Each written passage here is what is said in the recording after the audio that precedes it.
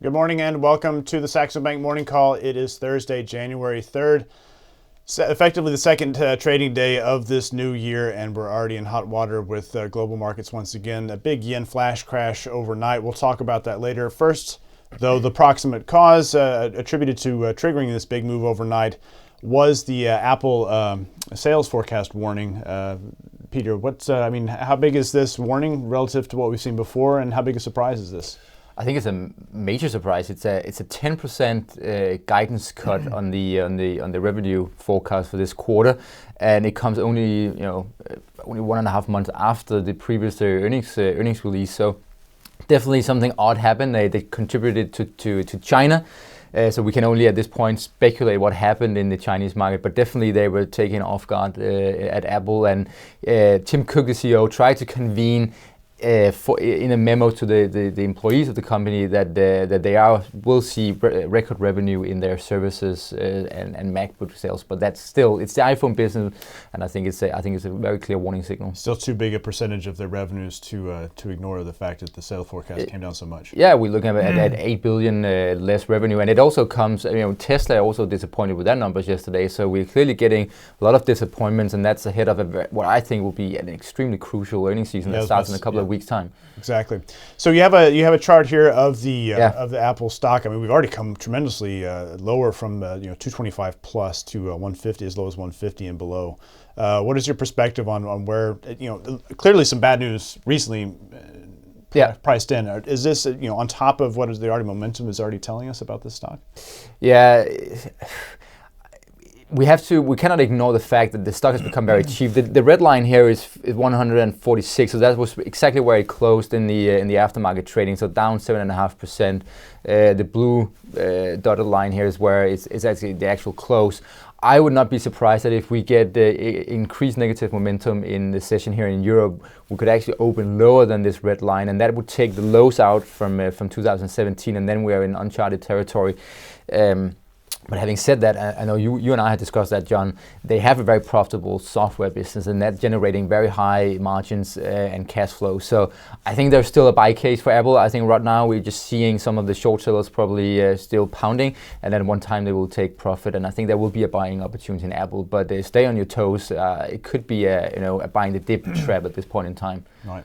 Now, currency traders, as often is the case, when we see volatility picking up across markets, you often focus on the Japanese yen.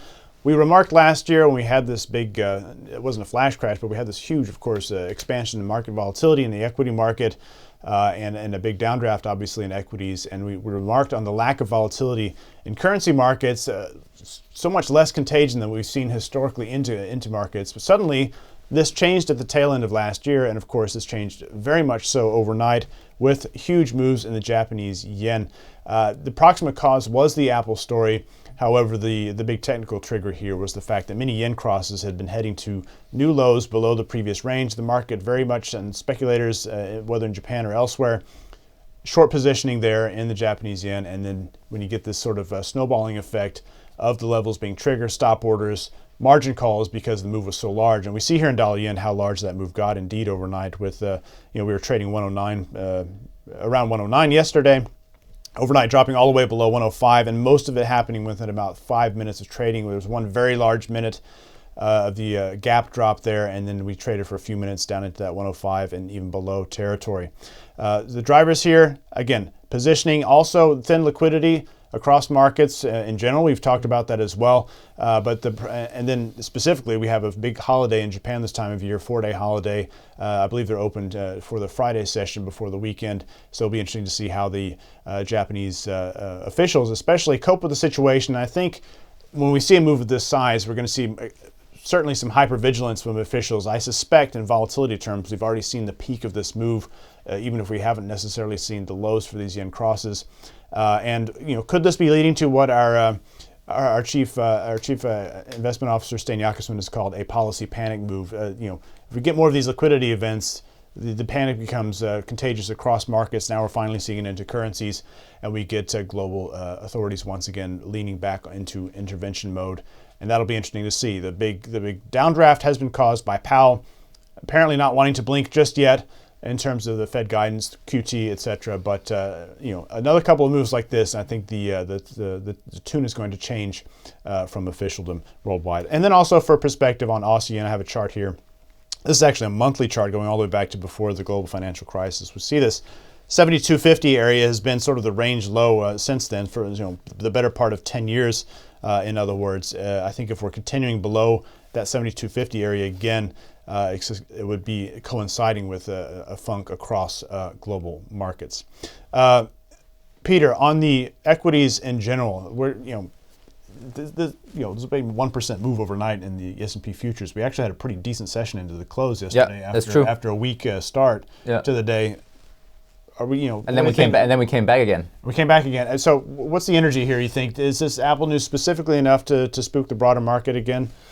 I'll make it very short. So I had this equity update before Christmas where I said, okay, given where we are on the VIX index, what sort of the trajectories and the probabilities for where the S&P 500 could go, and I said by end of March, given historical norms, we could go. There was a 5% probability that we could go to 2100. From current levels, and if you take the Nasdaq index, which I have here, it's really been brutalized a lot, and I think I would not be surprised if we test the lows from earlier in the month. I think the sentiment is still very very negative, and I think it will take some time before we get some positive news. So I think you should still be a seller in overall equities at this point in time from a tactical perspective. Okay.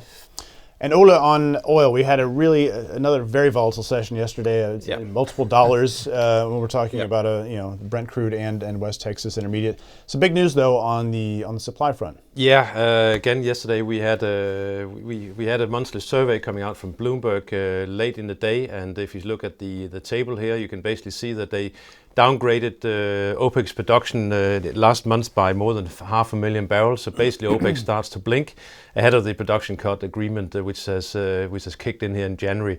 It does also indicate the rising unease among OPEC among the collapse we saw in the price during November and December. But I think also once again we had a rotten apple in the cart, and that also spilled over to the oil market. So initially, as we look at the chart here, we did see this is a weekly chart, but it just highlights the range that we're in, and the one we highlighted yesterday as well. We are currently in this 50 to 57 range, and we almost hit the top level of that after that production announcement. We rallied 7% intraday, only to trade weak overnight after the Apple result. Once again, highlight the risk to global growth. Right, and speaking of global growth and risks to global growth, we talk about the credit impulse being such a key factor, in feeding the forward cycle where we are in terms of the ability for the economy to grow. And Peter, we've talked a lot about these financials have been very weak, and as is often the case, they were one of the first big sectors to weaken. And you've highlighted once again European banks not doing well. Exactly. So if we look at this chart I brought with me, it's the European banks, and you can see it's been terrible for the past year. We're down from index 200 to 132. We're very close to the lows from 2016, and if we take those out, we will back to the euro area crisis levels and the peak of the financial crisis back in 2008, early 2009. I think this is a warning signal. It's another sign that you should be cautious in equities, where our tactical asset allocation model is very defensive on equities. And I also highlighted Chinese banks a couple of weeks ago. These banks also seem very overextended, not a lot of strong sentiment on those. European banks are falling off a cliff. I think there are so many warning signals here that if you have the buy the dip mentality in equities, I really think you're playing a very risky game here. As well, the curve flattening and the yield curve, especially also the US is coming from the long end, getting crushed lower, more so than because of the Fed anticipated hiking. And the final point on European banks, I mean, the worst case scenario is that if we slip into a recession by this year, or late this year, or early next year, the ECB will not have moved on interest rates, and that plunges European economy into a recession with a banking industry that is totally stripped of excess capital, poor prices, and no yield curve to make any fat margins off. So it has to come from the fiscal side. Yeah. Okay, so that brings us to our economic calendar for today. I think it's going to be very interesting into the end of this week. We have the U.S. Congress sitting. This is the new Congress, the 116th Congress that was elected back in November for those who were up for election among the senators in the entirely new House of Representatives. Be very interesting on the political front there. Nothing specific today, but look for the ongoing noise on the shutdown and, of course, what their angle on attacking Trump will be. Otherwise, I think these data points, largely going to be ignored, except maybe if the ISM surprises dramatically to the downside. And then tomorrow, I think the most interesting thing there is actually not the jobs numbers. It's a horribly lagging indicator at this part of the cycle, whether or not we get strong U.S. jobs number. It's more this Fed Chairman Powell interview. I'm not sure the context of the interview. Look for this. It's Mr. Powell being interviewed together with former Fed Chair Janet Yellen and Bernanke. And we have some very different stripes and attitudes, I think, on this panel. It'll be very interesting to see what they let slip in terms of their attitude and how they put what's been going on in markets in context.